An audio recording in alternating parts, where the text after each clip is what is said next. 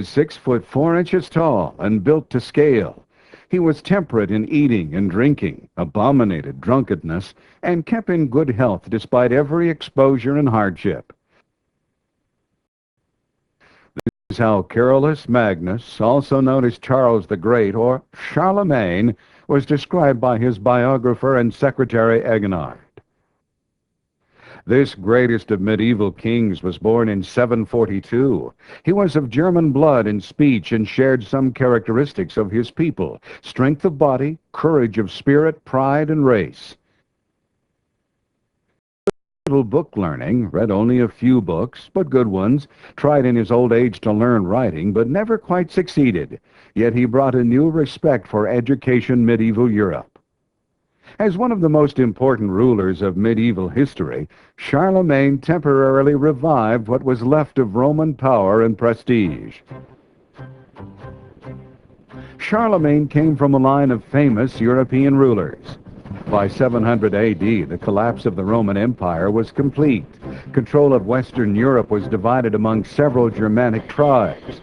Principal among these were the Franks, ruling from modern-day France and Germany. In 732 AD, Charlemagne's grandfather, Charles the Hammer Martel, had led the Frankish army, who defeated the Saracens in a ferocious battle at Poitiers in southern France that ended the Muslim advance into Western Europe. When Martel died, Pepin the Short inherited the Frankish kingdom, and Charlemagne from Pepin. In a series of 53 campaigns, nearly all led in person, Charlemagne increased the empire of what was known as the Carolingian dynasty, that eventually included the greater section of Central Europe and northern and central Italy. By 751, the church had put its authority behind the Frankish leaders, and on Christmas Day in the year 800, Charlemagne was crowned in Rome by Pope Leo III as the first Holy Roman Emperor. For the other barbarian tribes in Europe, this new empire was the culmination of a period of defeat, migration, and conquest. In the 7th and 8th century, what's modern-day sort of France and Germany, that area in northwestern Europe, was ruled by a dynasty called the Merovingian kings. But the most powerful people in the region were the mayors of the palace, the sort of chief administrators of the Merovingians. And in the mid-8th century, the mayor of the palace is this man named Pepin, Pepin the Short. And Pepin writes a letter to the Pope. He asks the Pope, who should rule a kingdom? Should it be the king, or should it be the person who has the most power in the kingdom? And he's sort of trying to get the support of the Pope for replacing the Merovingian dynasty. And the Pope answers him and says that the ruler of the kingdom shouldn't just be the person with the title, it should be the person who holds power in the kingdom.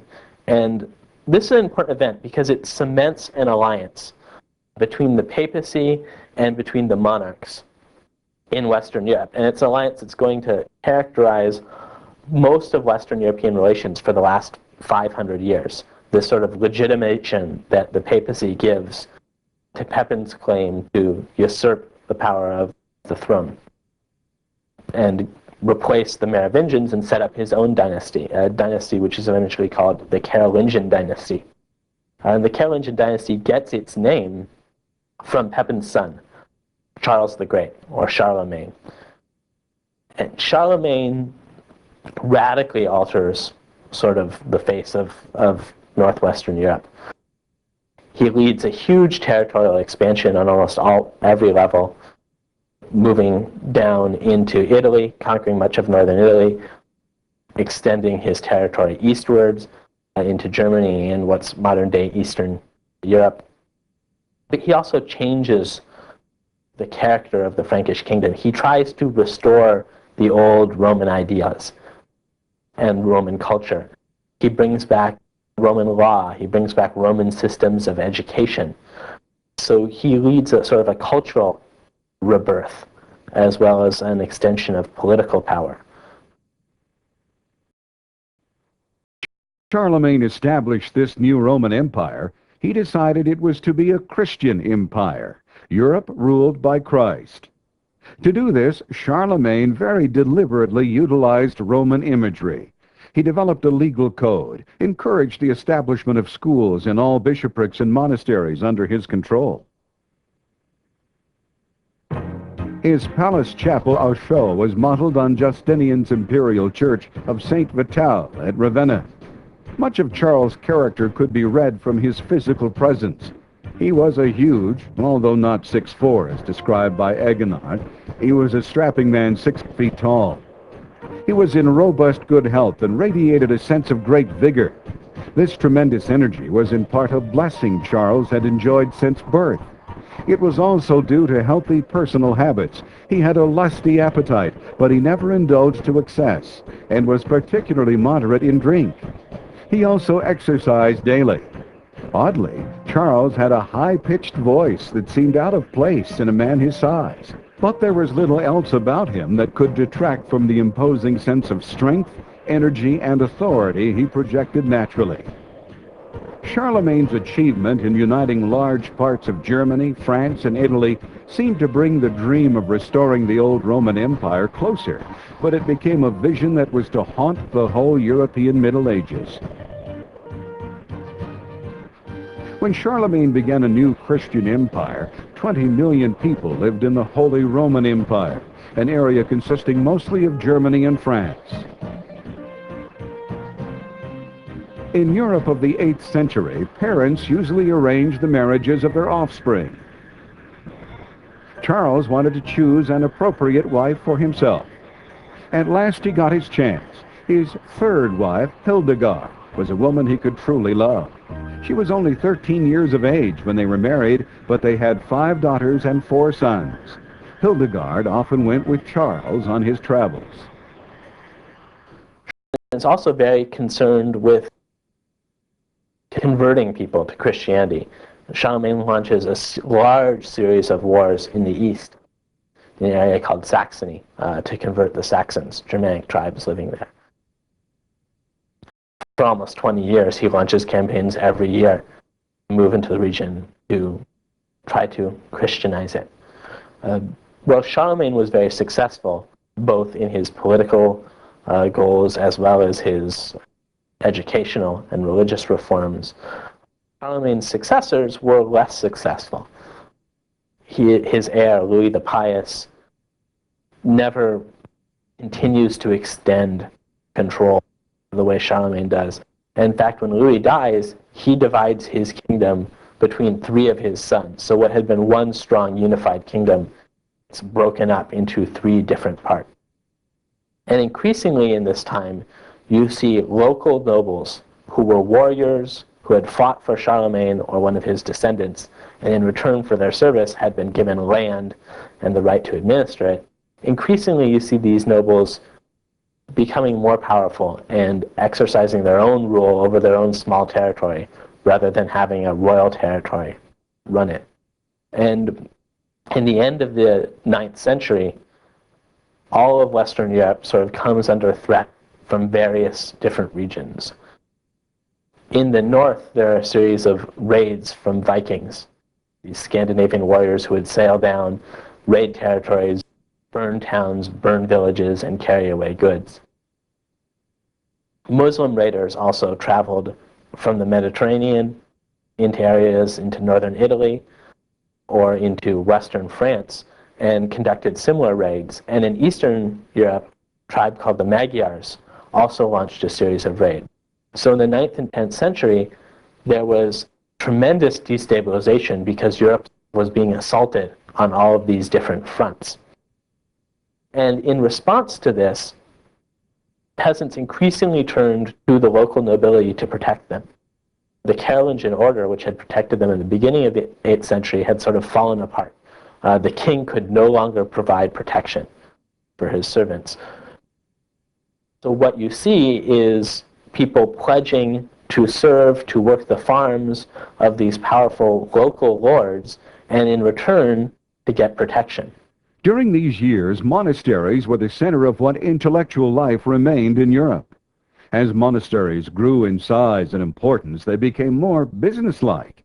They flourished as places where people could take refuge in time of trouble.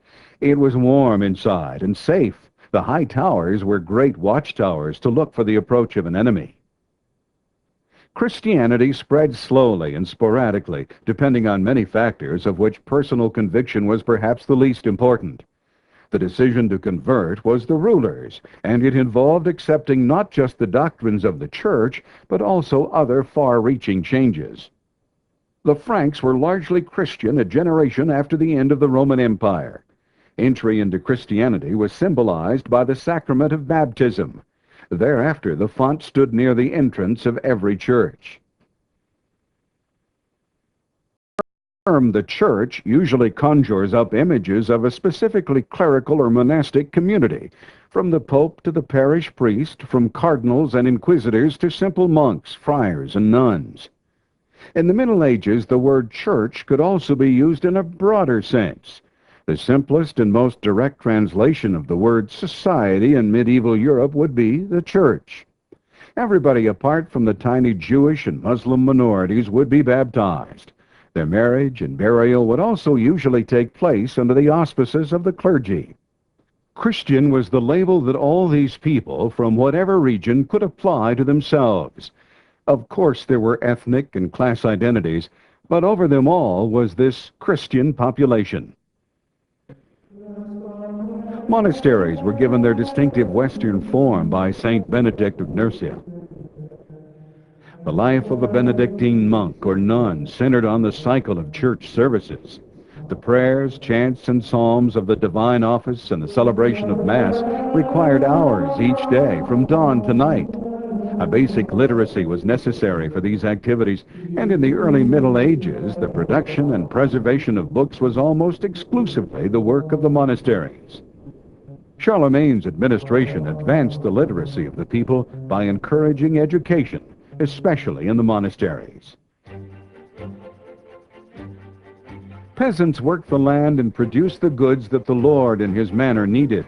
This exchange was not without hardship for the serfs. They were heavily taxed and were required to relinquish much of what they harvested. The peasants did not even belong to themselves according to medieval law. The lords, in close association with the church, assumed the roles of judges in carrying out the laws of the manor. While the families of nobility lived in stone houses and wrapped themselves in furs and fine leathers, most villagers wore one rough linen dress, shirt, or pair of breeches until it wore out. In the winter, they wore wool cloaks and caps and rough leather shoes without hard soles. In their sticks and mud huts, entire families shared one or two blankets as their only protection from the cold.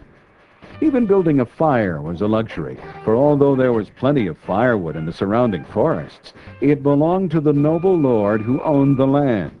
The fish in the streams, the deer in the fields, and the birds in the trees were all off-limits to the peasants, many of whom died from starvation or illness every winter. The death of a few peasants was of no greater concern to the typical nobleman than the loss of a few cattle. Prior to the 12th century, peasant labor was abundant and cheap. No self-respecting nobleman of the 7th century did his own manual labor. The back-breaking jobs were left to the peasants. Most Frankish noblemen spent little time in their own villages. Instead, they held court in their castles or attended court in the castle of a superior lord. Peasants lived in a small shack made of cement, wood, and straw that was their house. Also, they had a small field that they had to work on day and night.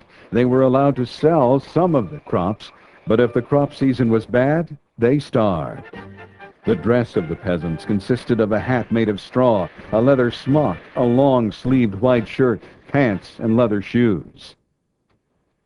If you were a peasant living in this period, what you would probably do is, you needed someone to protect you from these invaders, so you would probably be pledged to a monastery or a noble, and they would offer you protection and give you land, and in return, you would do labor.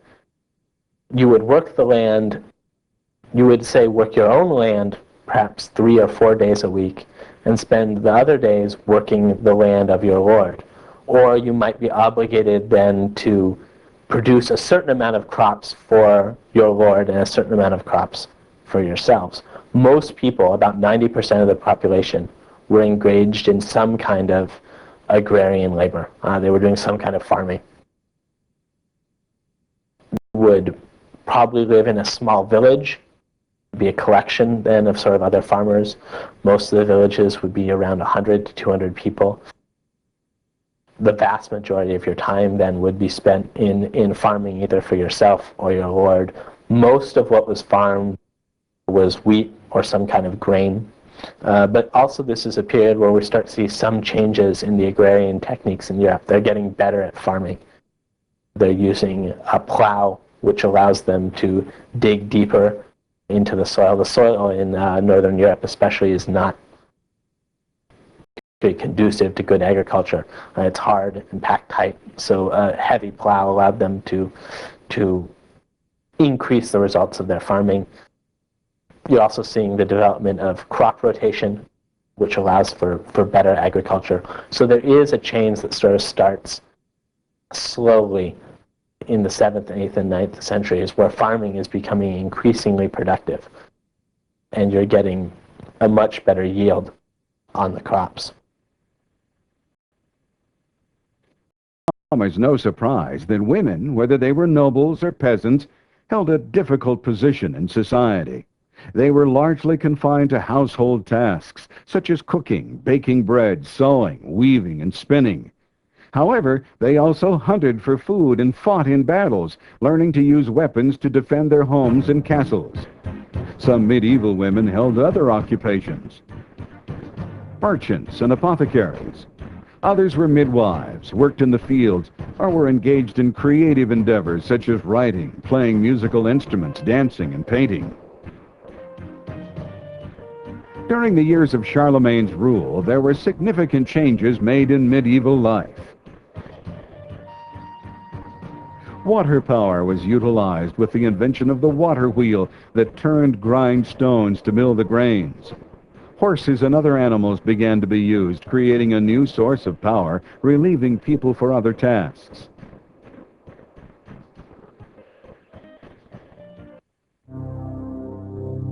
During the 8th and 9th centuries, before the Christian kingdoms had attained real stability, a second wave of invaders struck Europe. These invaders were the Vikings, whose original home was Scandinavia. They first raided, then settled northern Britain and France. Also known as the Norsemen or Normans, they left their legacy in Normandy in modern-day France. In the 10th century, Western Europe was being invaded by all of these different groups, one of which was the Vikings, who were sending these raids, especially in what's northern-day France. And the king of the area was unable to stop a lot of these raids. So what he ended up doing was he contacted one of the Viking leaders, a man named Rollo, and he offered Rollo a deal. He said instead of raiding the territory every year, he would give Rollo a large segment of northern France, and in return, Rollo would have to protect it from other Viking invaders. And Rollo agreed to this. And so this way he became a vassal of the French king. He was given an area called Normandy, and they quickly became part of the French aristocracy. And they were also some of these sort of settled Vikings were some of the most feared warriors in all of Europe. In the 11th century, by this time the Normans had become almost completely part of the French aristocracy. They didn't speak any Scandinavian languages anymore. They spoke French. They were intermarried with the other French nobility. By the 9th century, the old unity of Mediterranean culture had split into three: the Latin West, the Byzantine East, and Islam. Language, architecture, and religion are three obvious aspects of this division. By 1054, the separation between Eastern or Orthodox and Western or Roman churches was complete. Charlemagne died in 814 and was succeeded by his son Louis the Pious, who divided France among his own sons in 817. Later in 843, the Treaty of Verdun divided Charlemagne's empire even further. The age of Charlemagne was over, and a new era of life in Europe was about to begin.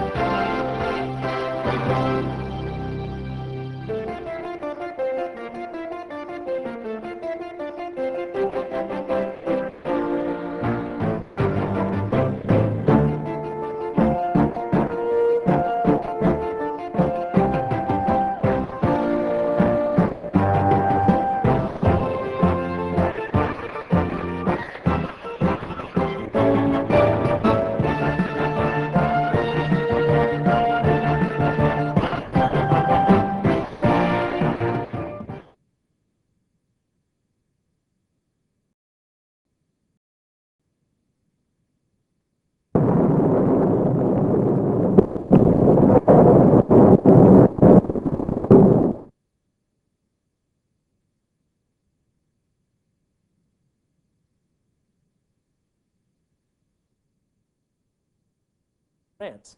And in return, Rollo would have to protect it from other Viking invaders. And Rollo agreed to this. And so this way he became a vassal of the French king. He was given an area called Normandy, and they quickly became part of the French aristocracy. And they were also some of these sort of settled Vikings were some of the most feared warriors in all of Europe. In the 11th century, by this time the Normans had become almost completely part of the French aristocracy. They didn't speak any Scandinavian languages anymore. They spoke French. They were intermarried with the other French nobility. By the 9th century, the old unity of Mediterranean culture had split into three: the Latin West, the Byzantine East, and Islam. Language, architecture, and religion are three obvious aspects of this division. By 1054, the separation between Eastern or Orthodox and Western or Roman churches was complete. Charlemagne died in 814 and was succeeded by his son Louis the Pious, who divided France among his own sons in 817.